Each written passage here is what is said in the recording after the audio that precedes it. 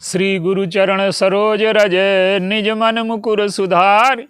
वरणहु रघुबर विमल जस जो दायक फल चार। बोलिए सियावर रामचंद्र की जय। सिय राम मैं सब जग जानी करऊं प्रणाम जोर जुग पानी। आइए, आंतरिक जीवन में जो निरंतर युद्ध चल रहा है, हमारे आंतरिक शत्रुओं पर कैसे विजय प्राप्त करें और उन पर विजय प्राप्त करके कैसे बाहरी शत्रुओं पर विजय प्राप्त करें, इसकी जो चर्चा चल रही धर्मरथ प्रसंग के संदर्भ में, आज उसमें जो बल विवेक दम परहित घोरे हैं, उनमें बल के घोड़े के आगे परहित का घोड़ा लगेगा और विवेक के घोड़े के आगे दम का घोड़ा लगेगा। देखिए, जीवन हमारा जो है, बल ना हो तो जीवन संचालित ही नहीं हो सकता, और हमारा जो विवेक है, बल को किस दिशा में ले जाना है ये विवेक तय करता है। तो बल और विवेक ये दो शक्तियां हैं हमारे जीवन में, और ये जो शक्तियां हैं ये किस दिशा में जा रही हैं, इस पर संक्षेप में चर्चा हो चुकी है। तो जो बल का घोड़ा है वो परहित के घोड़े के पीछे हो, परहित का घोड़ा और दम का घोड़ा आगे, परहित के घोड़े के पीछे बल का घोड़ा और दम के घोड़े के पीछे विवेक का घोड़ा। माने ये तो काव्य है, कहने का ढंग है। जीवन में हमारे जो हमारा बल है वो परहित की दिशा में जाए, और जो विवेक है वो इंद्रिय दमन की ओर जाए, भोगों का खुला समर्थन न करे हमारा विवेक। तो आइए इसे एक दृष्टांत के माध्यम से समझने का प्रयास करें। हमारा जो जीवन है, अगर उसको ठीक दिशा न मिली, हमारे बल को ठीक दिशा न मिली, तो वो परहित की ओर न जा करके अपने अहंकार की पूर्ति में, वासनाओं की पूर्ति में, दूसरों को नीचा दिखाने के लिए लग जाता है। महाभारत में भी सब बलशाली लोग हैं, लेकिन वो प्रतिक्रियाओं में उलझ गए। जीवन जब प्रतिक्रियाओं में उलझ जाता है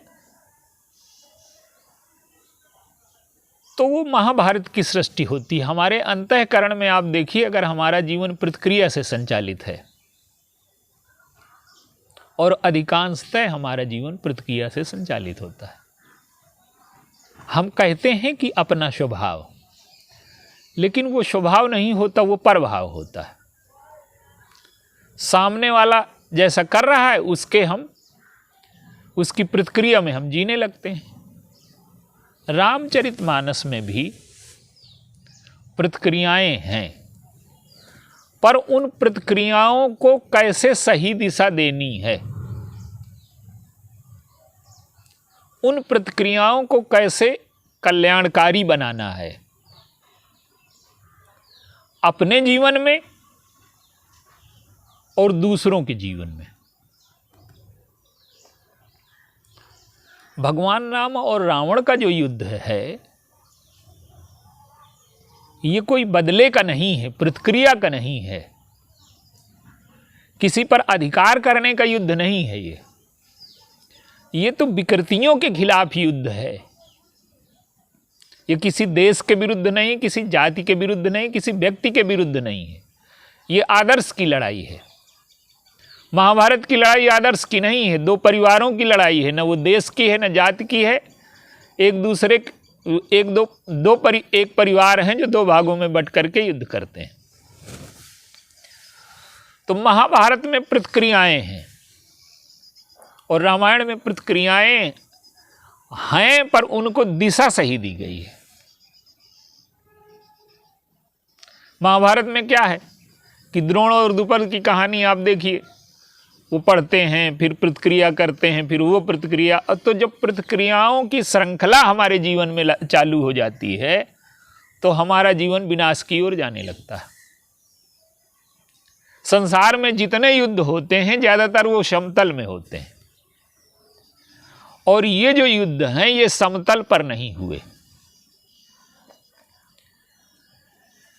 ये एक विशिष्ट युद्ध है जो एक आदर्श के लिए, परहित के लिए, समाज में न्याय की स्थापना के लिए, विषमता को मिटाने के लिए किया गया।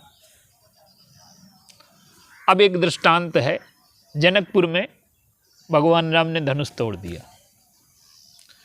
राजाओं को लगता है कि ये इंद्रजाल है और जनक से ये मिले हुए हैं, हमें अपमानित करने की योजना है ये। तो पहले लगता है कि सत्य के समर्थक हैं ये, लेकिन अब सत्य के समर्थक नहीं हैं। उनके जीवन में सत्य की ध्वजा भी कट गई है। जीवत हम ही कुंवर को बरई, हमारे जीते जी कौन सीता जी का ब्याह कर लेगा। तो अब सत्य की ध्वजा कट गई, वो प्रतिज्ञा मानने को तैयार नहीं है। शौर्य का पहिया था, धैर्य का पहिया उनके जीवन में था ही नहीं। अब जो लक्ष्मण जी हैं वो मानस के सबसे शांत पात्र हैं।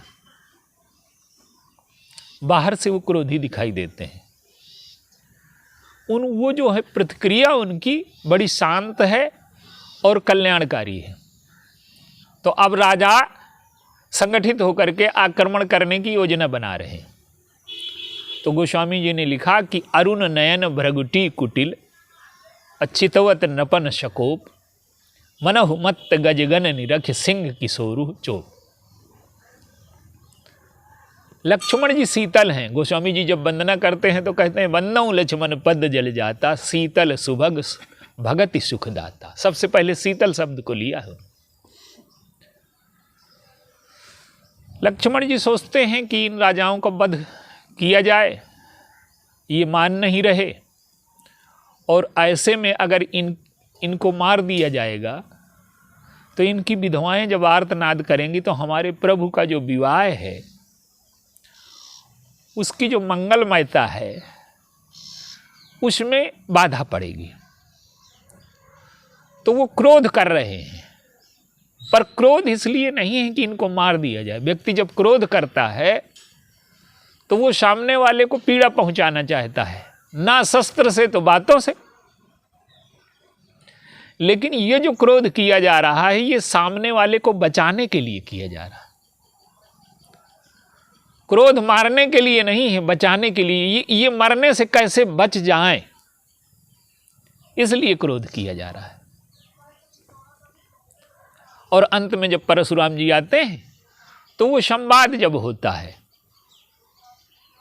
लक्ष्मण जी को क्या लगता है कि ये विनम्रता, भगवान राम की जो विनम्रता है, इससे भगवान परशुराम प्रभावित हो जाएंगे और क्षमा करके चले जाएंगे। लेकिन राजाओं में एक गलत संदेश जाएगा कि जैसे हम परशुराम जी से डरते हैं वैसे ये भी डरते हैं,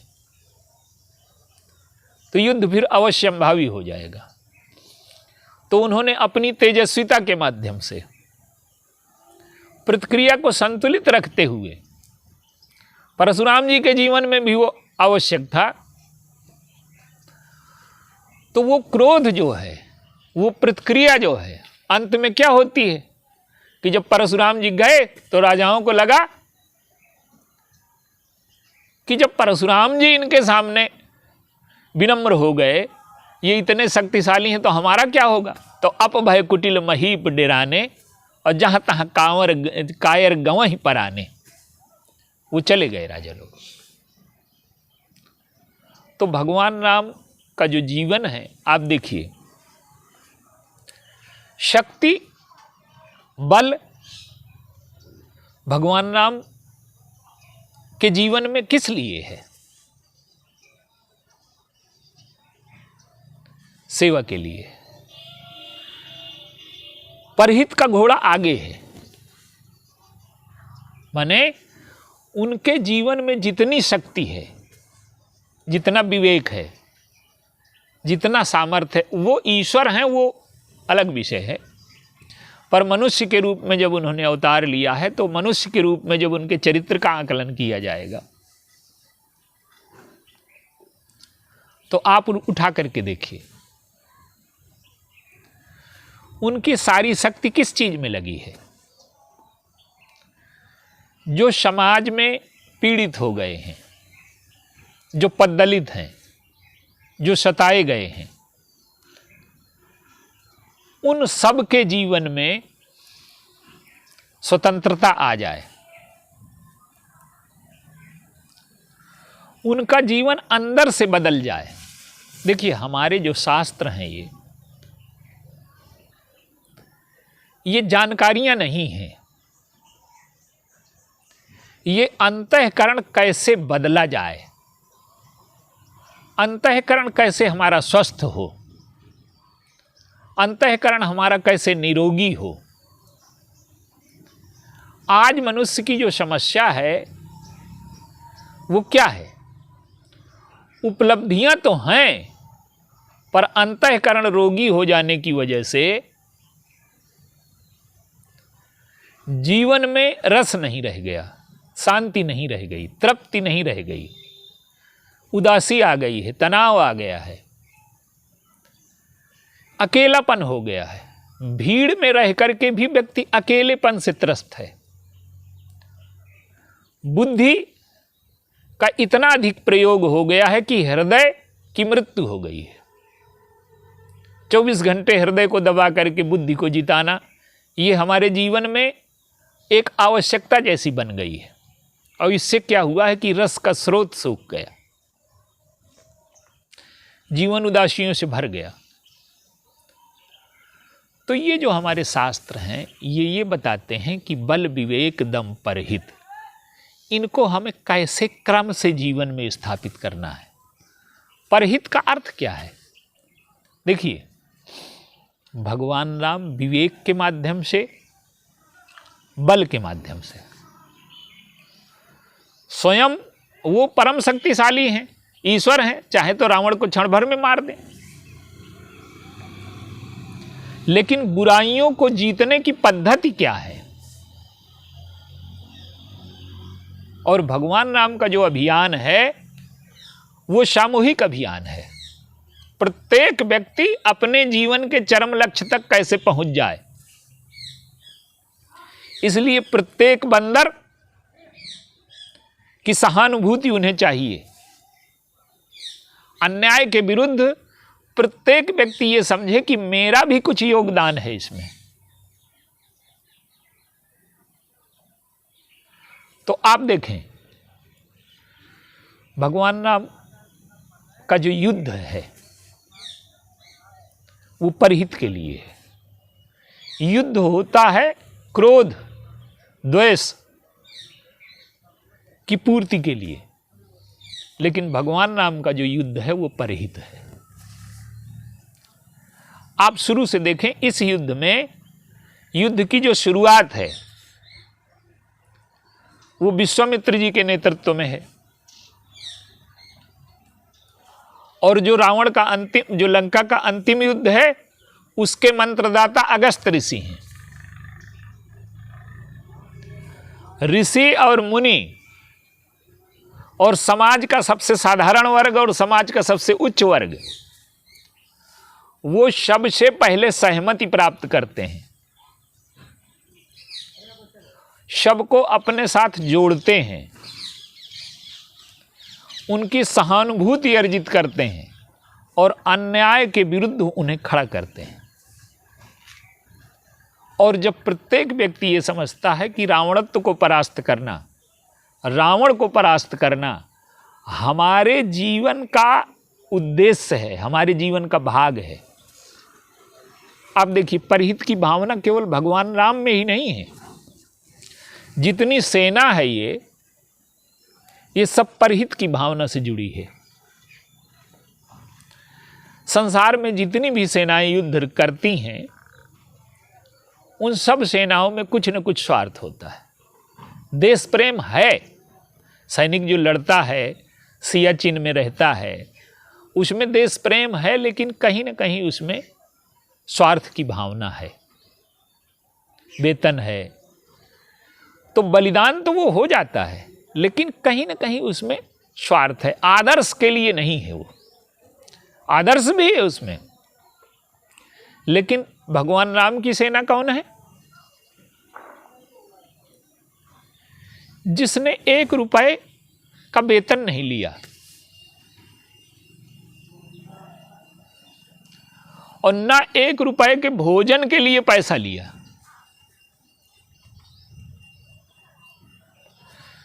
पूरी जो सेना है बंदरों की, जब सीता जी की खोज के लिए गए तो उन्हें मार्ग दे करके नहीं भेजा गया। 1 महीने तक खोजते रहे, इसके बाद भूख प्यास से व्याकुल हो गए।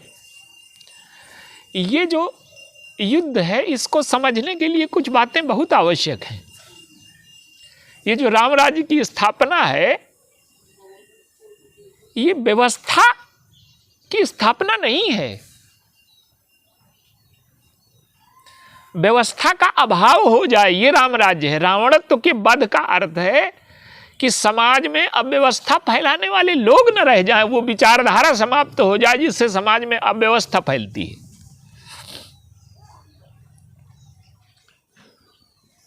आप देखिए, घर में ताले क्यों लगाए जाते हैं? घर में ताला इसलिए लगाया जाता है कि समाज में कुछ लोग हैं जो चोरी करते हैं। अगर समाज में कोई चोर न रह जाए तो ताला लगाने की आवश्यकता समाप्त हो जाए।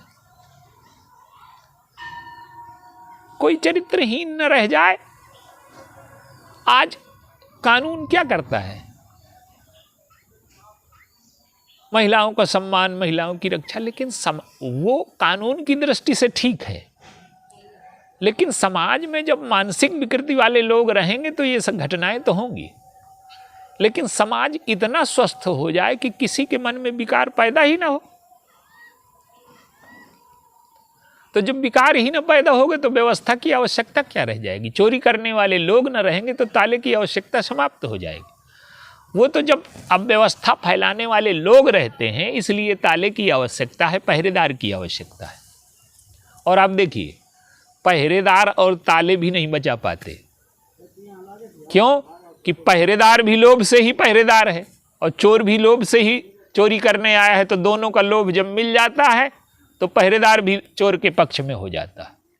तो राम राज्य ये है कि व्यक्ति इतना स्वस्थ हो जाए मानसिक रूप से कि व्यवस्था की आवश्यकता समाप्त हो जाए। तो इसकी शुरुआत कहाँ से हुई? युद्ध से हुई। बंदर जब खोज के लिए गए तो उन्हें 1 रुपया नहीं दिया गया। भूख से प्यास से जब मरने लगे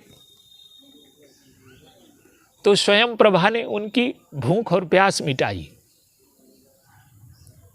देखिए, बाहरी भोजन की आवश्यकता है, लेकिन जो आंतरिक तृप्ति है हमारे जीवन की, आज जीवन बहुत बड़े बड़े विरोधाभासों से घिर गया है। समृद्धि का ढेर बाहर लगा हुआ है और अंदर गरीबी का ढेर लगा हुआ है। जितने व्यक्ति समृद्ध होता जाता है उसी अनुपात में उसकी मानसिक गरीबी बढ़ती जाती है। तो ये जो सेना है, ये परहित की साक्षात रूप है। पूरा अभियान आप देखिए, ये आदर्श एक तरफ पूर्ण आदर्श है, जहां किसी भी त्रुटि को स्वीकार ही नहीं किया गया, और दूसरी तरफ त्रुटियों का पुंज है रावण।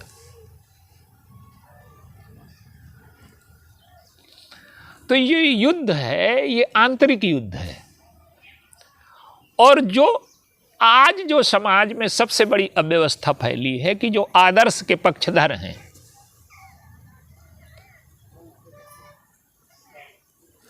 वो भी बाहरी साधनों पर ज्यादा भरोसा करते हैं। हमारे शास्त्रों में लिखा है कि हमारे जो ऋषि मुनि हैं, उनकी जो भूमिका है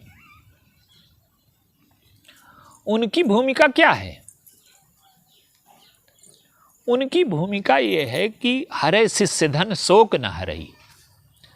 वो आंतरिक रोगों के इलाज के लिए थे। शोक जीवन में न हो, इसका इलाज करना उनका कार्य था। व्यक्ति के अंतःकरण का शोक हर लेना, पीड़ा हर लेना, ये उनका कार्य था। तो राम राज्य का जितना सैनिक है, उसने कोई वेतन नहीं लिया, और वेतन नहीं लिया, आदर्श के लिए प्राण देने को तैयार हैं, युद्ध में मारे जा रहे हैं, लेकिन पीछे नहीं हटते। संसार में कभी ऐसा युद्ध नहीं हुआ राम राज्य, ये लंका के युद्ध के अलावा, कि जिसमें सेना ने 1 रुपये न लिया। भोजन की कोई व्यवस्था सेना को न की गई हो। संसार में जितने भी युद्ध होते हैं तो भोजन की व्यवस्था होती है, सारी व्यवस्थाएं होती हैं, लेकिन लंका के युद्ध में 1 पैसे की न वेतन है और न कोई भोजन की व्यवस्था है। भोजन क्या है कि वही लंका के जो फल हैं, लंका में जो फल लगे हैं वही भोजन करते हैं। देखिए, सद्गुणों और दुर्गुणों का जो युद्ध होता है उसमें एक अंतर होता है। दुर्गुण शक्तिशाली चाहे जितना हो, पर वो दूसरों पर टिका हुआ है। कैसे? काम की पूर्ति आपको करनी है तो एक स्त्री की आवश्यकता पड़ेगी। लोभ की पूर्ति करनी है तो आपको धन चाहिए। क्रोध की पूर्ति करनी है तो आपको शस्त्र की आवश्यकता पड़ेगी। आपको झूठ बोलना है तो सत्य का सहारा लेना पड़ेगा। आपको बेईमानी करनी है तो अपनी ईमानदारी की शपथ लेनी पड़ेगी आपको। तो दुर्गुण जितने भी हैं ये दूसरे के भरोसे हैं। सब परजीवी है दुर्गुण जितना भी है, और सद्गुण जितना है वो परजीवी नहीं है, वो स्वयं अपने भरोसे है। काम की पूर्ति के लिए नारी की आवश्यकता है, पर अगर आप ब्रह्मचर्य रहना चाहें तो किसकी जरूरत है? झूठ बोलने में आपको शपथ खानी पड़ती है, पर सत्य बोलने में क्या शपथ लेने की आवश्यकता है? क्रोध को अस्त्र चाहिए, पर अहिंसा को अस्त्र की जरूरत है क्या? तो दुर्गुण को बाहरी चीजों की जरूरत पड़ती है और सद्गुण स्वावलंबी है, उसे किसी बाहरी वस्तु की आवश्यकता नहीं है। तो भगवान राम की ये जो सेना है, इसमें यहीं से राम राज्य की शुरुआत हो गई। व्यवस्था का अभाव सेना से ही हो गया। अगर अयोध्या और जनकपुर की सेना बुलाई जाती तो वो वेतन भोगी सैनिक हैं, उनके लिए भोजन की व्यवस्था करनी पड़ती, तो आदर्श तो होता वो, लेकिन पूर्ण आदर्श व्यक्त नहीं होता। यहां बिना किसी स्वार्थ के अयोध्या और जनकपुर से सेना आती तो स्वार्थ भले ना होता, पर संबंध तो होता ही कि अयोध्या की बहू है, जनकपुर की पुत्री है। इसलिए ये युद्ध संबंधों के आधार पर लड़ा जा रहा है। तो इस युद्ध में क्या है कि स्वार्थ भी नहीं है और किसी प्रकार का संबंध भी नहीं है। आप देखिए, ये जो सेना है ये मनुष्यों की नहीं है। मनुष्य और मनुष्य होता तो मानवता का संबंध हो जाता। ये सेना बाहरी दृष्टि से देखी जाए तो पशुओं की है।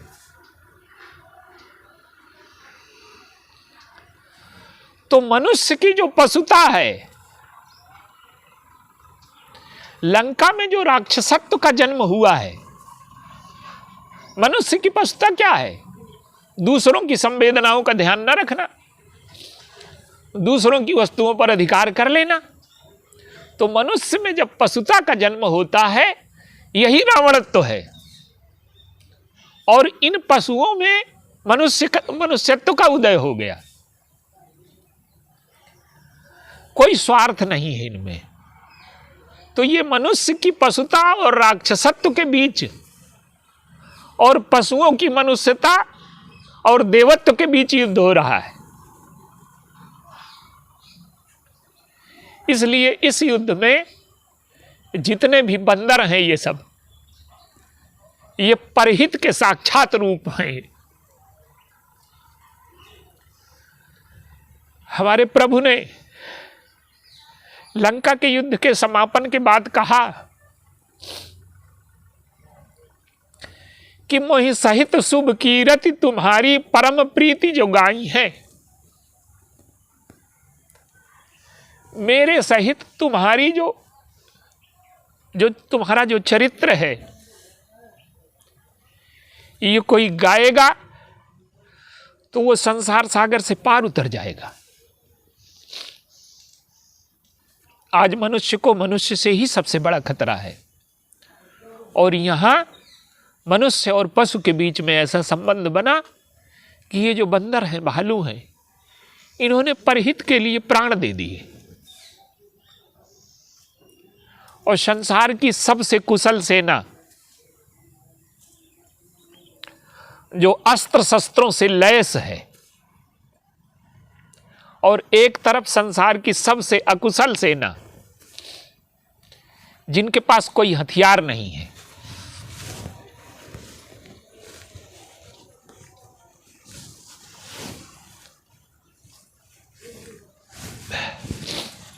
जिनके पास कोई हथियार नहीं है। गोस्वामी जी वर्णन करते हैं, गिरतर नख आयुध सब बीरा। इनके पास हथियार क्या है? पत्थर, पेड़, नाखून, ये हथियार है। तो आध्यात्म और भौतिकता, इनके बीच भौतिकता को साधन चाहिए, आध्यात्म को कोई साधन नहीं चाहिए। उधर बाजे बजते हैं,